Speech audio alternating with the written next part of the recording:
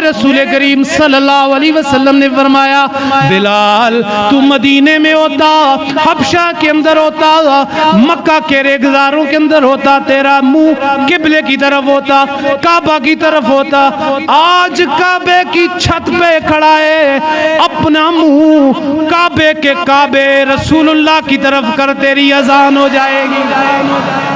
آج اپنا چہرہ رسول پاک صلی اللہ علیہ وسلم کی طرف کر کے اذان دے، آج تیری یہ اذان ہوگی، یہ سارا مکہ بھی یہ منظر دیکھے گا، اور مکے کے بڑے بڑے چودھری بھی دیکھیں گے کہ رسول پاک صلی اللہ علیہ وسلم نے اپنے غلاموں کو عزت۔ بلال آج کعبے کی چھت پہ کھڑے ہو جاؤ۔ اور آخری جملہ، تقریر ختم لیکن توجہ کیجئے گا، اذان دینے والے مؤذن کو حکم ہے کہ وہ کھڑے ہو کعبے کی طرف منہ کرے، جہاں پہ بھی وہ دنیا کے اندر ہے اسے حکم کیا ہے جی؟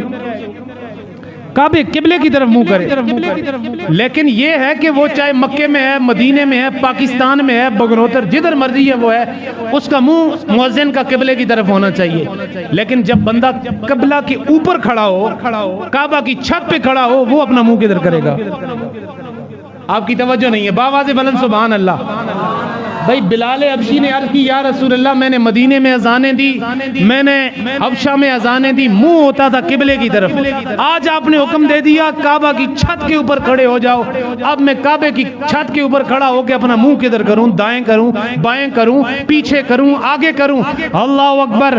اعلیٰ حضرت نے اسی کی ترجمانی کی، فرمایا، آپ فرماتے ہیں کہ حاجیو آؤ شہنشاہ کا روزہ دیکھو،